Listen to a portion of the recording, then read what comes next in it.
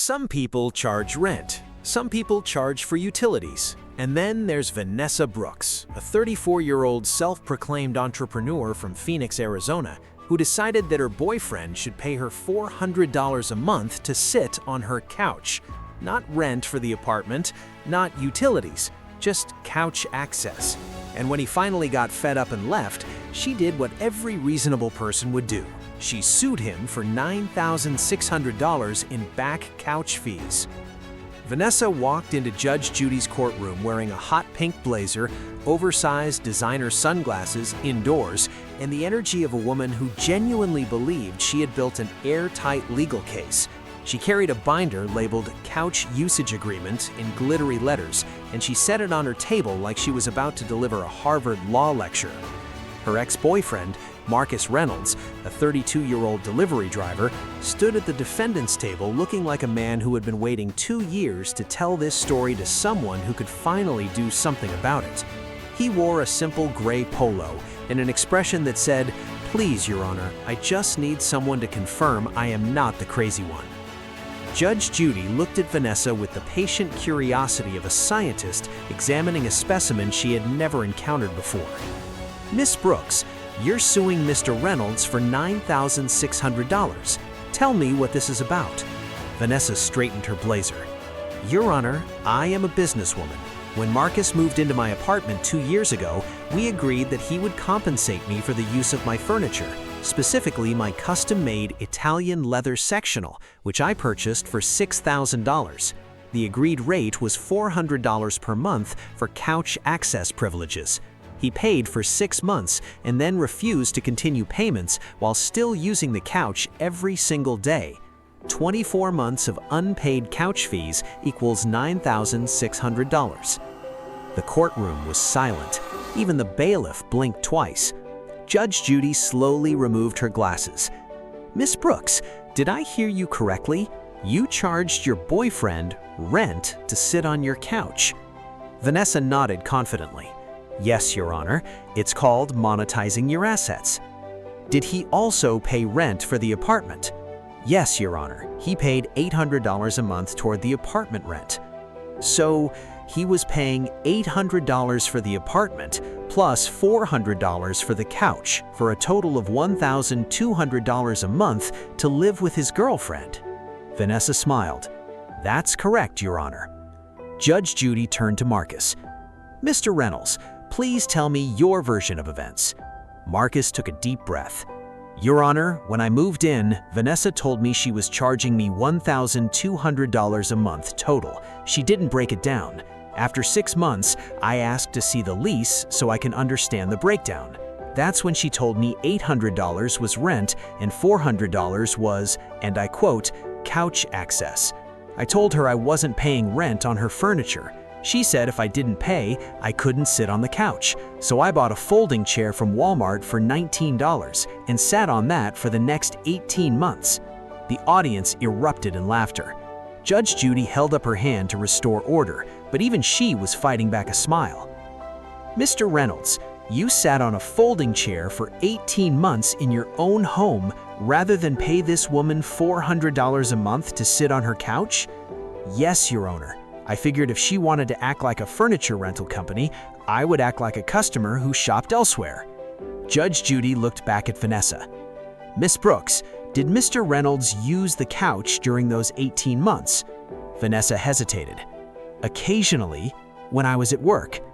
"So you're suing him for couch usage that occurred when you weren't even home to witness it?" "I have receipts, Your Honor." She opened her glittery binder and produced what appeared to be photographs from a doorbell camera angled toward the living room. These show him on the couch on multiple occasions. Judge Judy reviewed the photographs and looked back up. "Miss Brooks, in these photographs, Mr. Reynolds is napping. He is fully clothed. He is not damaging the couch. He is simply existing in the home he was paying $800 to live in. Are you under the impression that paying rent does not include the right to sit on furniture in the residence?" "The couch was a separate agreement, Your Honor. A separate agreement that you invented. It was a verbal contract." Judge Judy set the photographs down. Miss Brooks, let me explain something to you.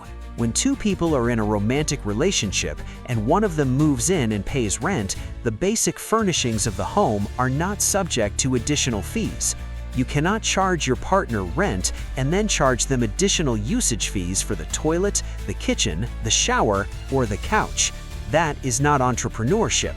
That is exploiting a person who loved you and trusted you. Vanessa opened her mouth to argue. Judge Judy raised one finger. I'm not finished. Furthermore, the fact that Mr. Reynolds purchased a folding chair and sat in it for 18 months tells me everything I need to know about you. He told me he is patient and reasonable to a fault. You told me that you would rather watch your boyfriend sit on a Walmart folding chair in your living room than acknowledge that your demand was unreasonable. That is not a relationship.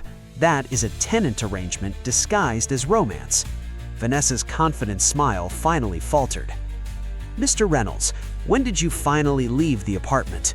Marcus answered. About 4 months ago, Your Honor. I came home from work and found that she had taken the folding chair and thrown it in the dumpster. She told me if I wanted to sit somewhere, I had to start paying for the couch again. I packed my things that night and moved out. Judge Judy nodded slowly. Miss Brooks, your case is dismissed. There was no legitimate couch rental agreement. There was a controlling and absurd demand made by you against a man who was already paying his fair share of the rent. You were not entitled to a single dollar in back couch fees. Furthermore, on Mr. Reynolds' counterclaim for the $19 folding chair you destroyed, judgment for the defendant, you will pay him $19 plus court costs. The audience cheered. Marcus exhaled like he had been holding his breath for 2 years.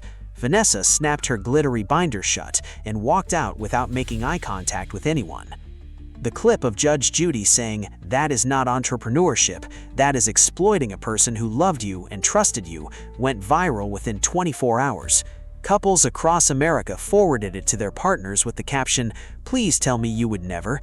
Therapists referenced it in podcasts about financial abuse in relationships, and folding chair sales reportedly spiked in Phoenix the following week. Marcus Reynolds got his $19 back, his dignity restored, and a national audience that confirmed he was in fact not the crazy one. He posted a photograph on social media a few weeks later, sitting on a brand new couch in a brand new apartment with the caption, "Finally free, no fees attached." It received 400,000 likes. Vanessa Reynolds deleted her social media accounts the day the episode aired. The custom Italian leather sectional she had charged her boyfriend $400 a month to use was reportedly listed for sale on Facebook Marketplace 2 weeks later for $1,200. It did not sell. Some people learn that love is not a transaction. Some people have to be told by a judge on national television. And some people, like Vanessa Brooks, learn that when you treat your relationship like a furniture rental business, eventually your customer will leave a 1-star review and take his folding chair with him.